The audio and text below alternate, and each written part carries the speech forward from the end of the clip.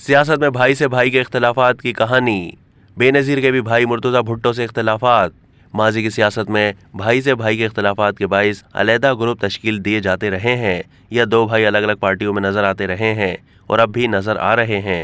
सदर अयूब खान की असम्बली में उनके अपने भाई सरदार बहादुर खान कायदे हिज़्ब इख्तिलाफ थे। ये और बात है कि काफ़ी अरसा हिज़्ब इख्तिलाफ सिर्फ उन्हीं पर मुश्तमिल रही, गोया कि वो जमहूरी तकाजा पूरा कर रहे थे। 1971 की जंग के मशहूर जनरल रिटायर्ड उमर के साहबजादे असद उमर और साबिक गवर्नर सिंध जुबैर उमर आपस में भाई हैं, लेकिन दोनों की पार्टियां और सियासत अलग अलग हैं।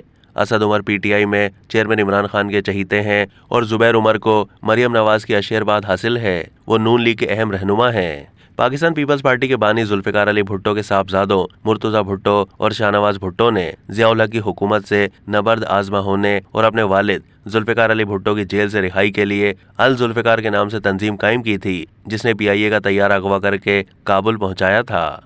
बेनज़ीर भुट्टो ने अपने भाइयों की इन सरगर्मियों से अलहदगी के लिए मीडिया में ऐलान किया था कि मुर्तज़ा भुट्टो और हमारे रास्ते जुदा हैं। उनकी हुकूमत के दौरान मुर्तज़ा भुट्टो भी अपनी रिहाइशगाह 70 क्लिफ्टन के करीब पुलिस के हाथों कई साथियों समेत जान की बाजी हार गए थे और फायरिंग का शिकार हुए थे।